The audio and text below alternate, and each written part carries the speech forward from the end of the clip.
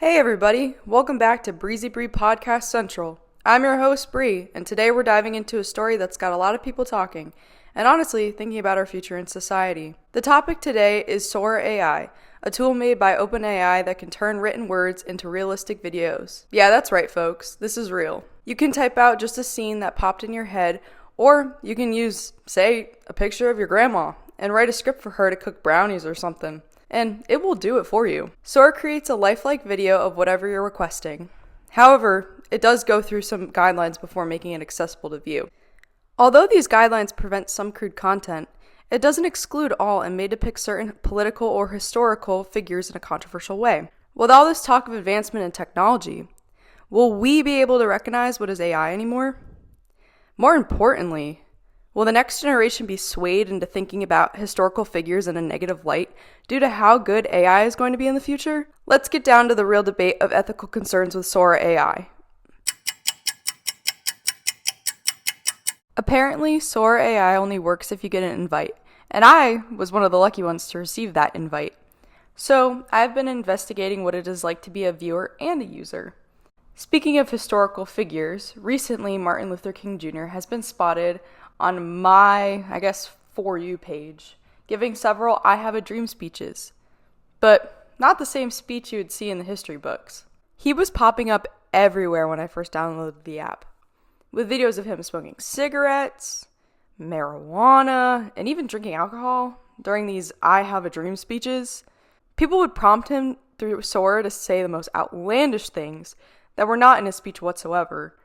For example, I found him popped up on the podium in front of the Capitol building saying, "I need to pay child support for my kids, a whole lot of it." Then proceeds to walk away and smoke a cigarette. Like, guys, what are we doing here? This may seem like fun entertainment and creativity, and if done right, it could have been educational. But some, including his family, are not laughing about this. I would lie if I said that I didn't laugh at some of them, but some of them take it definitely too far for my liking. And if I showed it to my grandma or like an elderly person, this video of Martin Luther King Jr., I think they might be convinced that it was real because of how it looks. And with the advancement of technology and the talk of it, it is concerning how realistic it already is. And seeing how everything's moving, it might even just look really real and we can't even tell the difference. Luckily, we're educated as older, adults. I don't even know how I'm an adult, but I feel like we're educated enough to know it's not real. But this next generation, how will they know?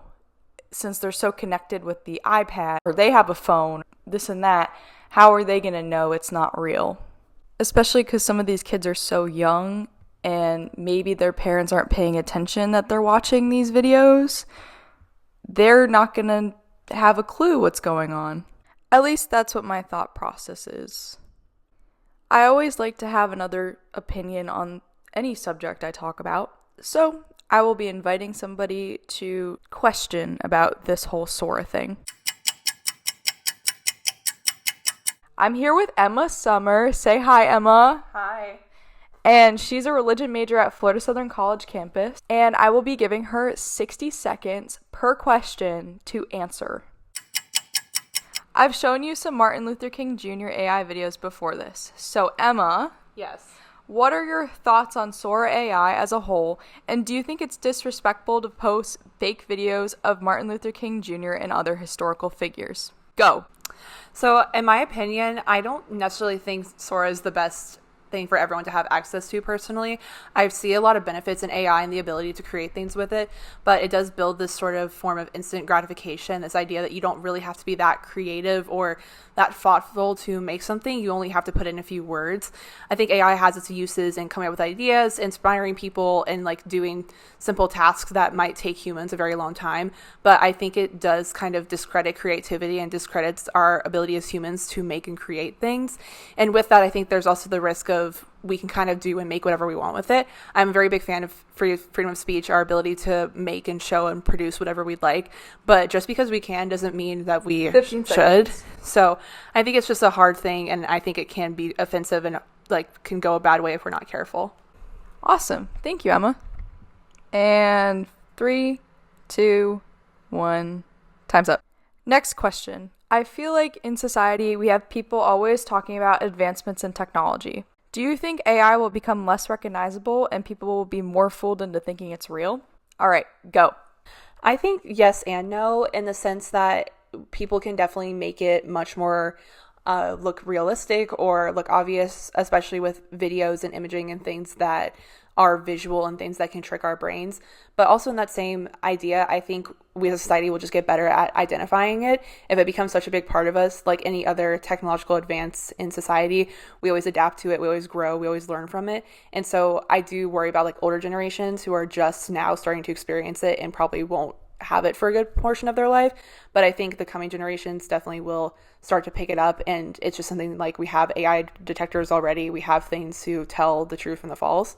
And so while I think it might be confusing, that doesn't necessarily mean that we won't be able to identify it in that sense. I think it's just one of those time will tell situations, but I could so see us just not falling for it less and less as we adapt to it as a society. And your time is up. Thank you, Emma, again. And we're just going to have one more final question.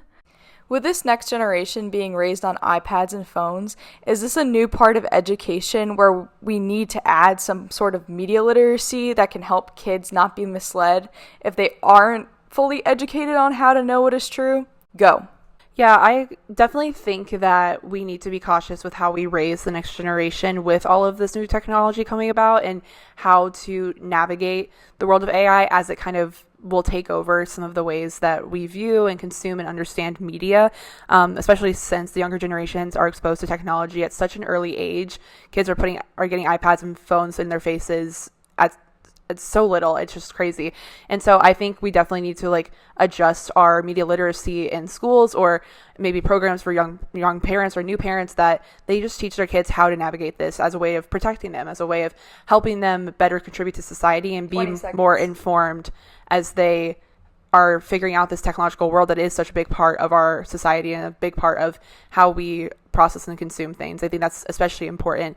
And I don't think it's a discouraging thing, but rather something that we have the ability to meet at the beginning and nip at the nub so that we can get that prepared for the younger generations.